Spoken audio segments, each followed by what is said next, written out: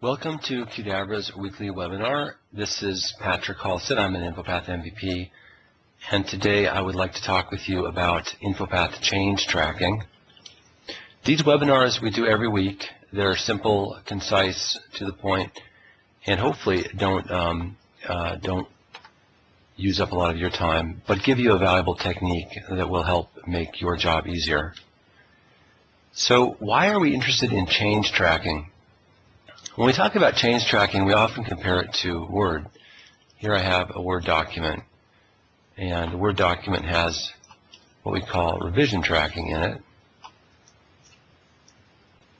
Here's my Word document, and here you can see that down below, let's see, where am I?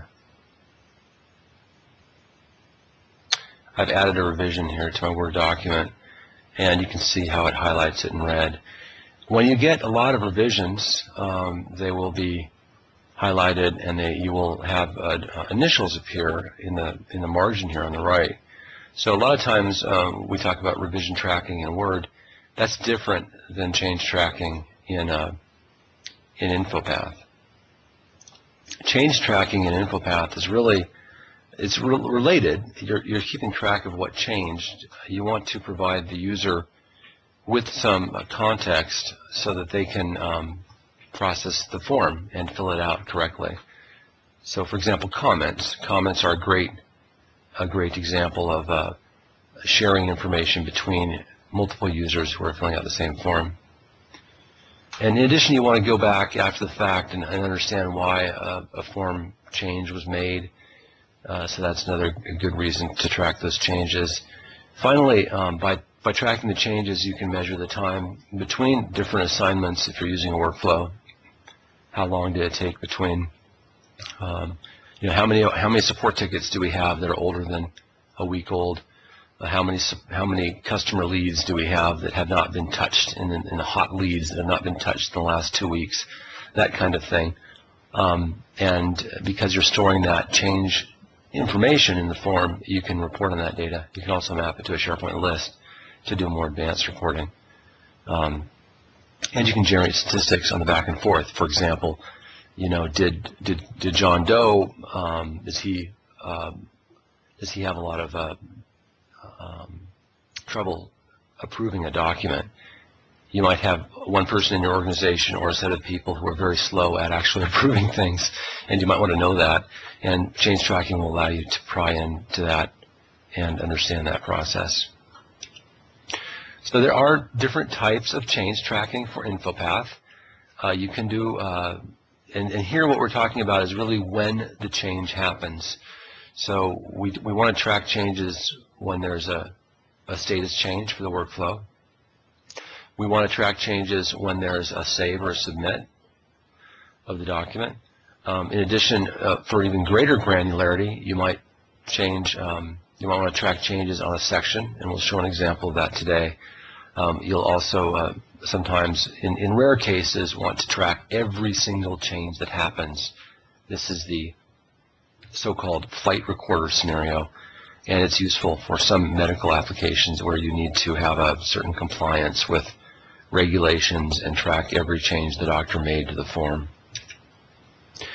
How do you do those things? Well, there's a couple techniques. Number one, there's out-of-box document library versioning in SharePoint. This allows you to track versions, either minor versions, major versions, or both. And you can do this just out-of-box in SharePoint I'll show you in a second. You can also track changes using the workflow archive. So you can copy the forms to a separate folder with a special versioning name. And that's a little bit more interesting than document library versioning because it gives you the ability to add conditions and control.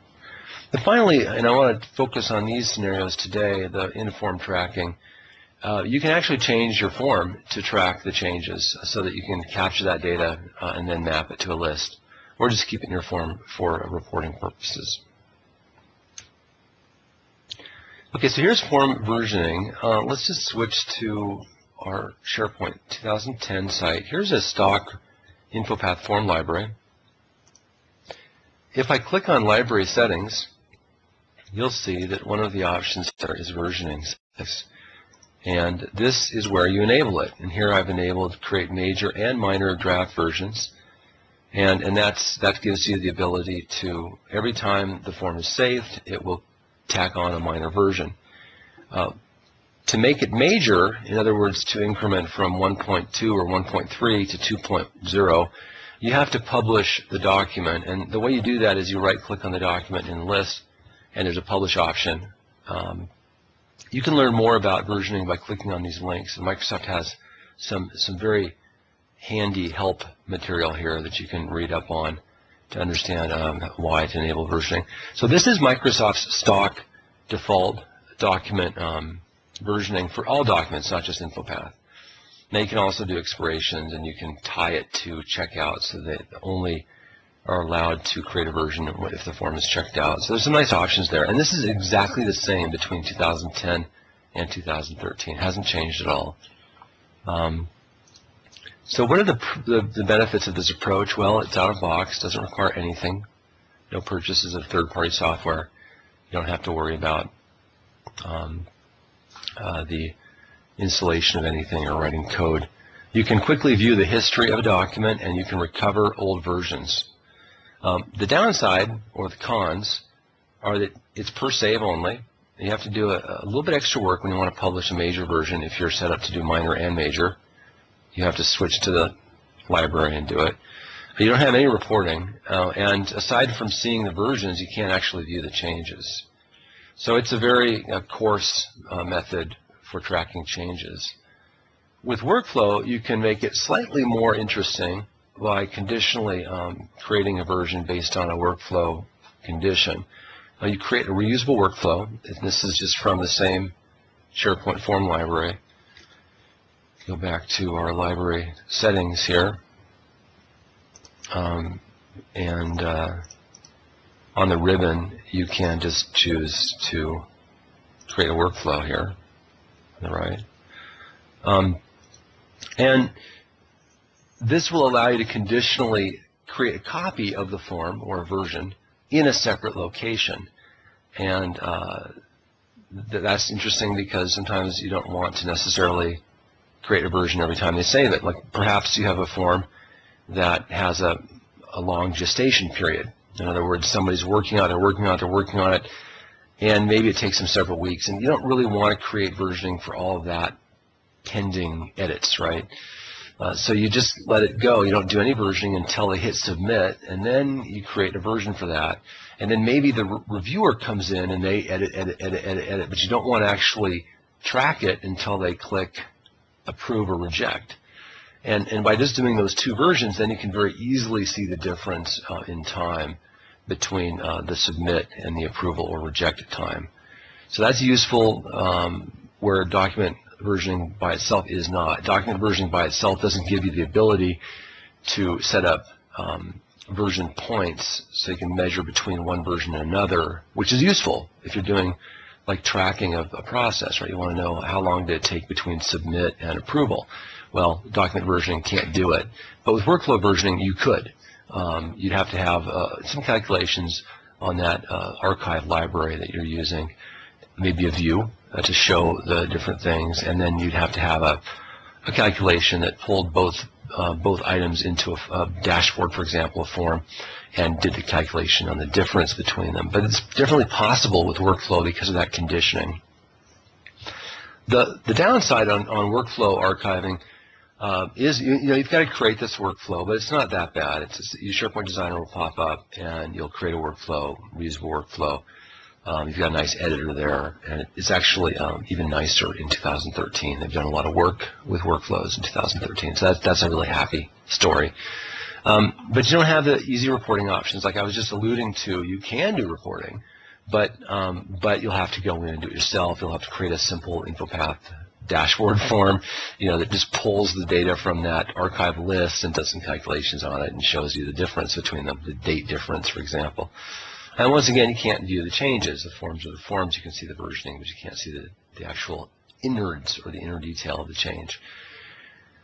Okay, so those are interesting, but let's go deeper. In the InfoPath form itself, you can do change tracking. And The first approach here is to use a list. When the form is submitted, you submit a bunch of metadata to a SharePoint list. You can do this without code, without any third-party add-ins, using Camel. And we did a webinar back in January.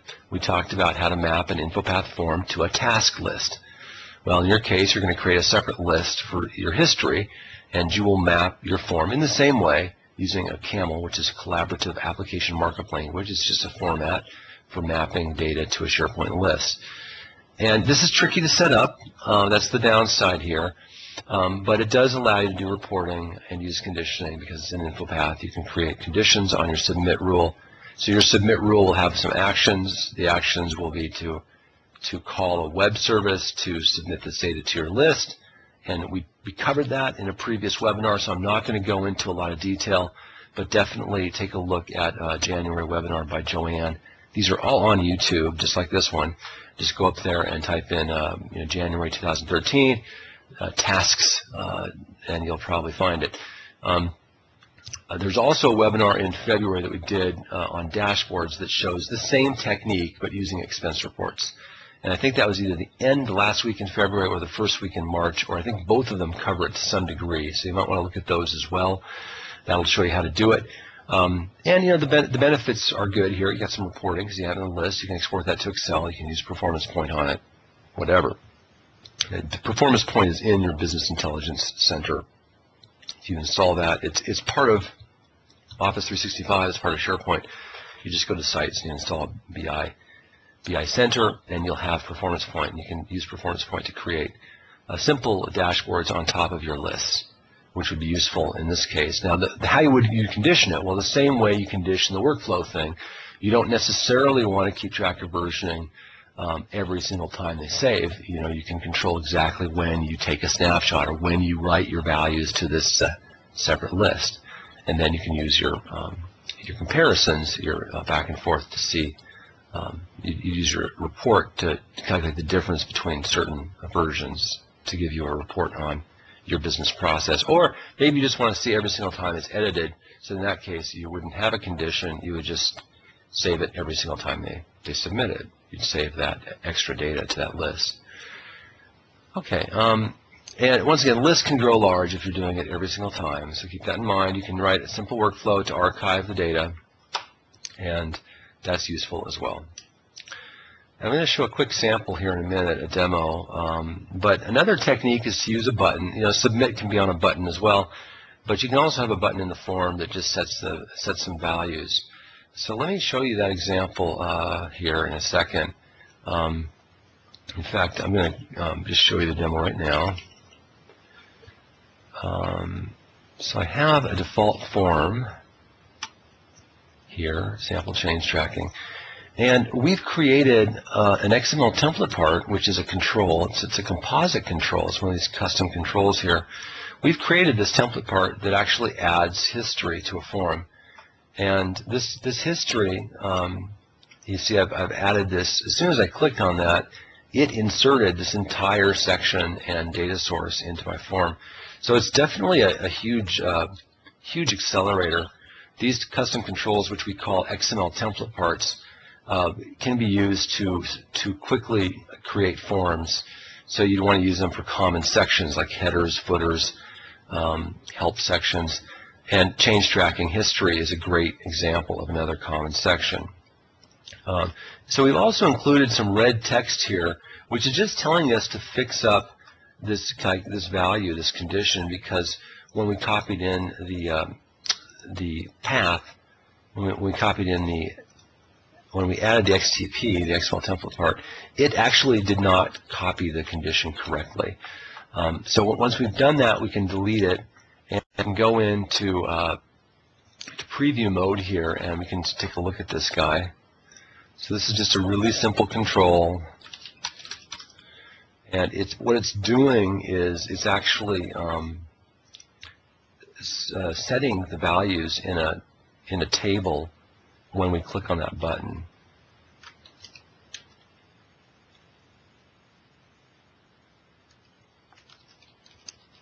You can see here as I click on the button, it takes the time and automatically adds the note and the username. And I've done this, I've added this to a slightly more interesting sample form. So let me show you that next. So here we have one of our InfoPath starter forms that we use for 365, our cloud-based InfoPath. And this form also has the same control in it. And what I want to show you, though, is that how this is working, because you're probably curious how this works. Now, you're going to get that XML template part. We will provide that as part of the webinar package. And what I want to show you, though, is how that data is stored in the form, what we're using. And we're actually using default values to store it. So if you click on the default values tab when you get this sample, underneath form changes, you'll see there's this list of about, 15 or 20 different form changes. Now, in the data source on the right, that's a repeating group. So we've actually gone into our default values, and we've actually added this repeating data here by simply clicking on this add another form change below several times, so we get 20. So we have all those blank rows in there. Now, when we preview it, we're not seeing those blank rows because we have a rule that hides them if they're blank. And you can see that here. We've got, if there's no date, time, or no status, we just hide it, hide the control there. We also have a rule for the top table, which hides all the rows except for the one that is currently the last one. In other words, the active row. So we've added all these blank rows, and we're only going to show one on the top, which is the current cursor, so to speak, the place where they want to enter it. And in the bottom, we only show the ones that have been added. We can see this in greater detail if we drag and drop the form change into the form here and preview it. You'll see that by default, that table, form change table, has 0 values, right? Now, as we add changes to our history, you can see that it's added to this here. Now, this is a view onto this table, so you can see at the bottom here, we've added that. And if we add another one, then it also appears at the bottom. So the active row is this value here, and it moves up as we add them. So we're using that default values as a trick to allow us to insert values into the table without having code. If you don't have this, then you need to write code to insert the values. But this is a trick around that. So there are a little bit of disadvantages to this approach. You have to have default values, which mean that your reporting might be skewed because you've got blank data. Now, the reporting can probably be smart enough to exclude that blank data, so that's not a big deal. But also, if you're using this in the browser, there are some tricks to setting the values. Now, I believe that you can do this in the browser. You just have to be careful. What I've done here with the form, go back to it, is I have repeating section here with calculated values.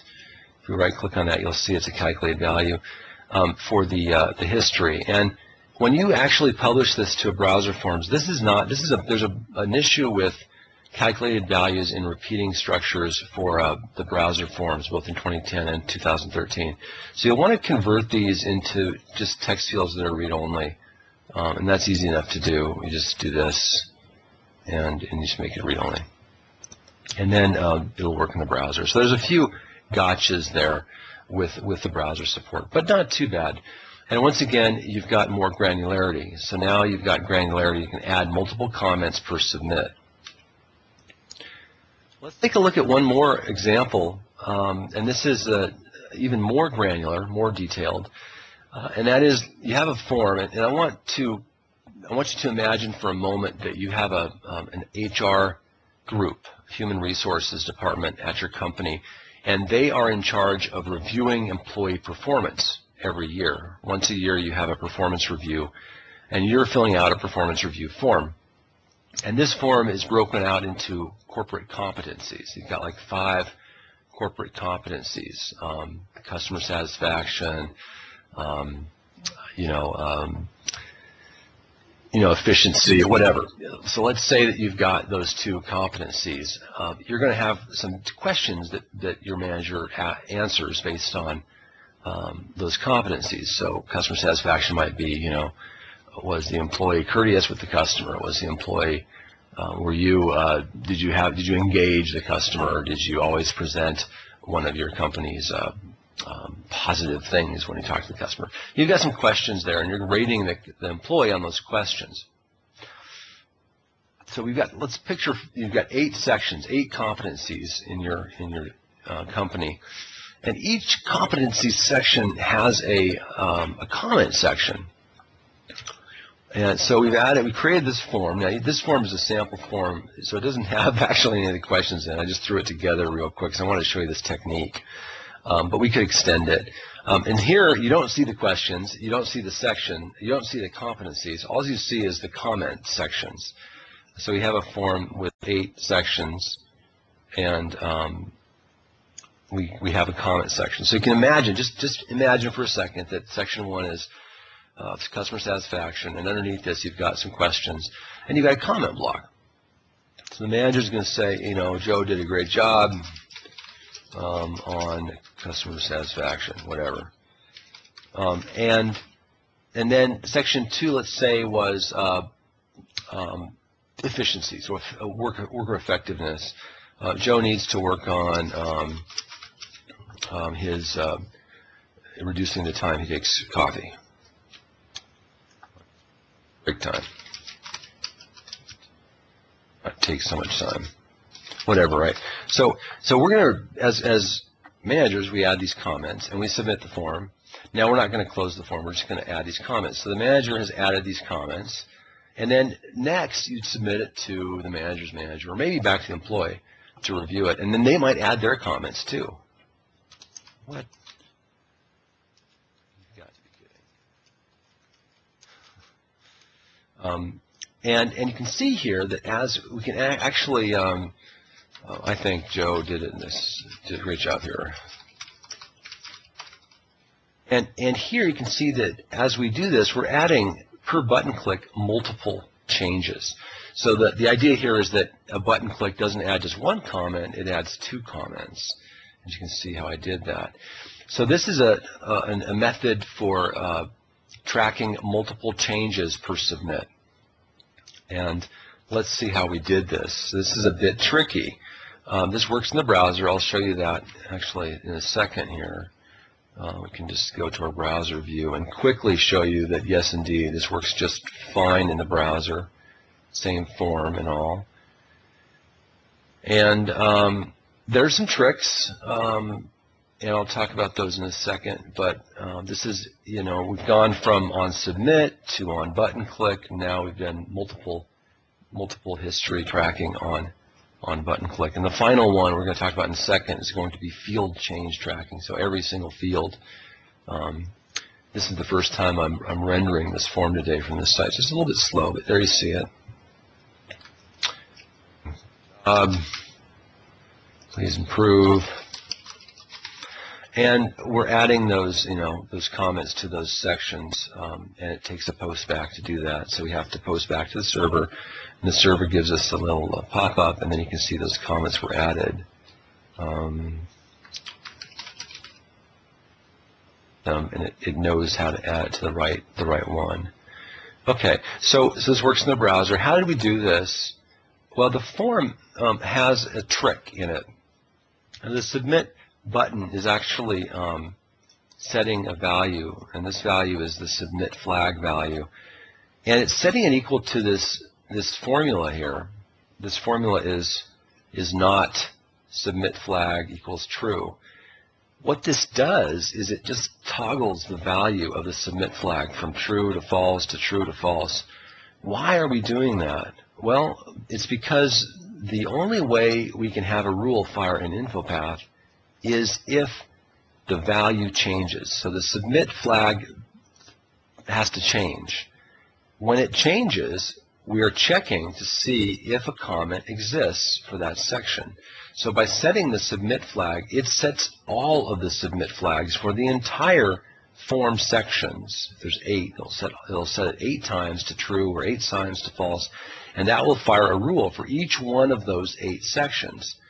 And that rule will then check the condition, hey, did a comment in this section change? If it did, it sets the comment in the history section. And we're using 2 rules here to do that. We're using an insert rule, and you can see this is a fairly complex rule. It inserts a row into the form, and we need qRules to do this because we can't programmatically insert a value into a table without writing code. And qRules is your expedient that allows you to do it without code because it is a common library.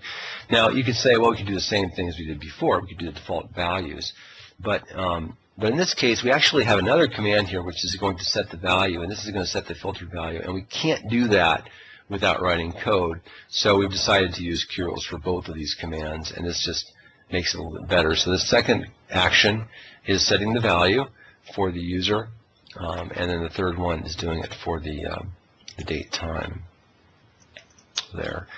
Okay, so that's how this is working, and let me just quickly go back to our slides. We're almost done. The pros and cons here are that you've got the ability now to have multiple change tracking. So a lot of times you don't want to do every field change tracking. You just care about certain sections of the form, and you want to see when those change. And this is typically when you're doing auditing, when you want to look at the history, but you want to be section specific. And so you can do that, and it works in the browser, and that's great.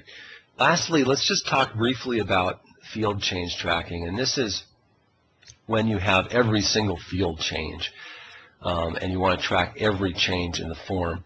So the way to do this is to write code. The code is going to, you're going to go into your form, and you're going to double-click on your root node, and you're going to actually add here to your root node. You're going to add a programming.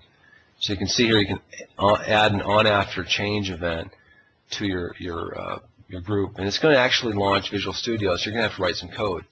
And that's the only way to do it, but that will capture every single change in your form, and that will allow you to rewind the field changes even after the form's closed. You can look at everything that's going to change. If you don't want to do coding, but you need the feature, we can do it for you. You can purchase a support pack from our store. We'd be happy to help you out. It is specific to every form because every form has a different root node, and we need to set it up to map to that. And when we get the event, we can tell what field changed, and we can set the value of a column, say this field changed, this is the new value, this is the date time, and the user who changed it. Keep in mind that if you're doing this in the browser, if you have a large form, you don't want to do it on the first save. So in other words, let them submit the form to begin with, and then do it for the edits afterwards. Otherwise, if you have a large form over 100 fields, it'll blow through the default limit for the browser postback settings, which means your session will be invalidated and you'll lose all your data. That's a terrible thing. You could extend the postback setting, the default, from 85 to 500, but I would just recommend not turning it on until the second time they've actually started doing the form, editing the form. Okay, so once again, we are all about SharePoint and InfoPath for you. We are here to help. We have tips and techniques, tricks, and whatnot. We have a community site called InfoPath Dev. It's very popular. We get about 50,000 unique visitors a month. We monitor this weekly, and we strive to get above 90% response rate for every post. So we have 3 MVPs that patrol this forum, and we guarantee a response rate. We also provide immediate support if you need it. If you have an emergency, you need to fix an InfoPath issue, let us know. You can purchase a support pack. We'll call you up. We'll help you out. We do consulting. If you need a quick fix, we have lots of tools and starter forms. We also have powerful web services that will allow you to bridge InfoPath and SharePoint and SQL and make your solutions better and more powerful. And lastly, we have training, and we have a class coming up, not in April, but actually in June next week. not next week, but June 10th, we're doing a class. So that's it. We do have webinar kits available. If you see this video and you want to get the samples that I showed you along with the PowerPoint slide, we provide those for just a $29 processing fee. You can go to our web store and purchase it. You can also subscribe to every single webinar kit that we provide. We do about 40 a year. We typically do them for every webinar, and we do between 40 and 50 webinars per year. So we look forward to serving you in the future. And if you have any questions or comments, please don't hesitate to email coursemanager@qdabra.com or just webinars@qdabra.com. So webinars@qdabra.com is the right email address. Next week, we're talking about InfoPath browser forms, how to make them performant, and how to make them look good when you're coming in from a device that has a smaller screen, like an iPhone or an Android phone. That's it. Hope you have a great weekend.